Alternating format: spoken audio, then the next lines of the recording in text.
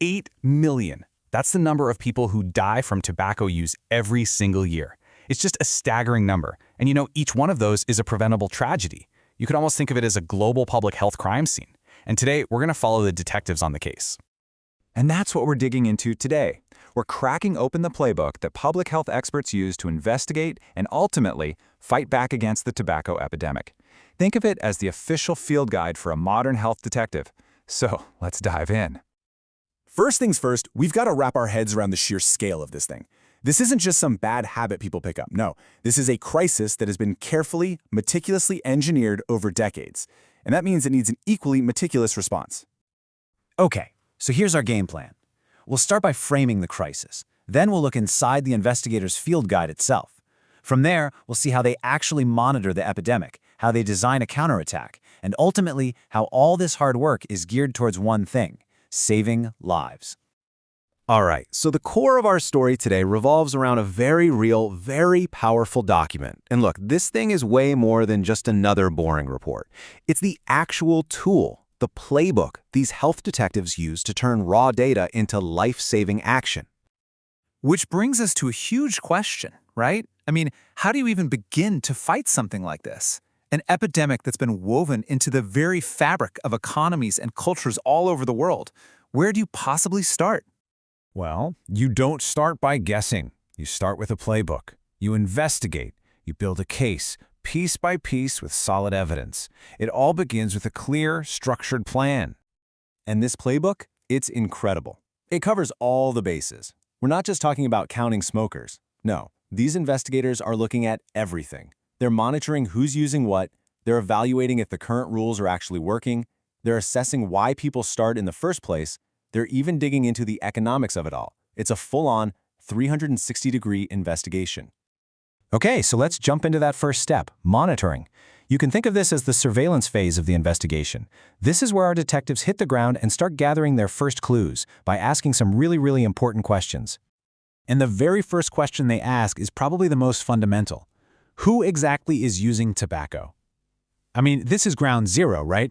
You can't even begin to solve a problem if you don't know who's being hit the hardest. It's all about finding those hidden patterns. And this is where the data starts to tell a story.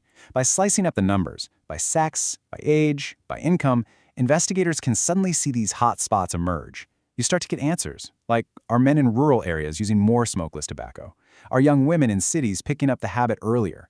Answering these questions is how you figure out who needs help the most.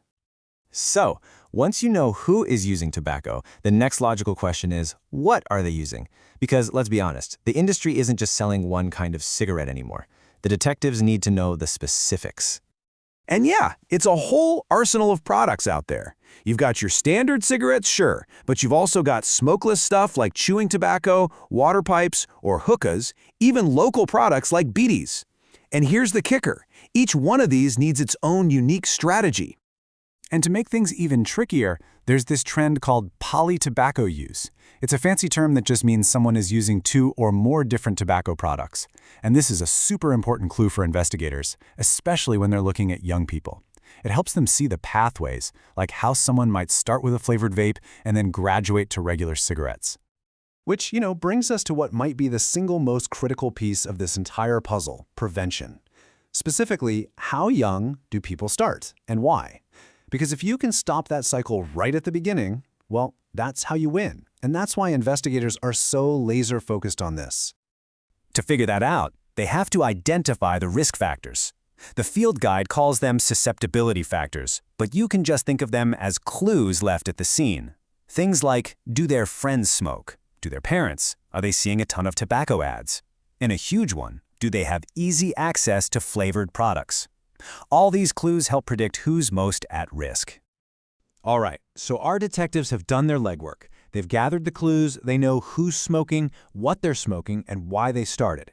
Now comes the next phase, using all that evidence to build a rock-solid case and design the counterattack. And this right here, this is the payoff. This is why they do all that painstaking data collection.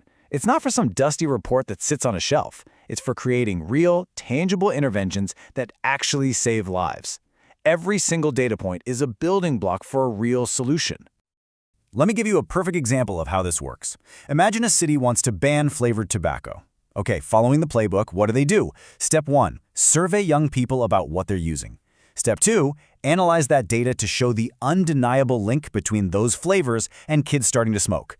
And then, step 3, they take that mountain of evidence to policymakers and say, look, here's the proof. This ban will protect our kids. See? It's a straight line from investigation to action. And it's really important to remember that this investigation isn't just about the person smoking. It's also about the impact on literally everyone around them. That's where secondhand smoke comes in, which is basically the toxic mix of smoke breathed out by a smoker and the smoke coming off the cigarette itself. This is a fantastic illustration of why that evaluation piece of the playbook is so critical. Think about it. A government can pass a law banning smoking in workplaces. Great. But without investigation, how do you know if it's working? It's just words on a page. But with the investigation, you can do things like put air monitors in those workplaces to measure nicotine levels before and after the ban. That gives you hard proof that the policy is effective. It is the crucial difference between passing a law and getting a result. So, when you take a step back and look at the whole picture, what's it all for? Every single survey, every piece of data, every carefully crafted policy recommendation, it all points to one simple, incredibly powerful goal: saving lives. And this quote, taken straight from the guide, really hits the nail on the head. It talks about estimating the disease burden. Now, that's a bit of a clinical term, but what it really means is calculating the real-world cost, the sickness, the suffering, the deaths caused by tobacco. And that is what lights a fire under policymakers. It gives them the undeniable proof they need to make big, bold decisions. So, if there's one thing to take away from all this, it's this. This isn't just about numbers for the sake of numbers. Every single part of this playbook, every survey, every technique is designed to do one thing: to turn abstract statistics into a very real, very human calculation of how many lives we can save. So, the playbook exists. The methods to take apart this epidemic piece by piece are right there, written down. The tools are ready to go. The only real question left is, who's going to use it next?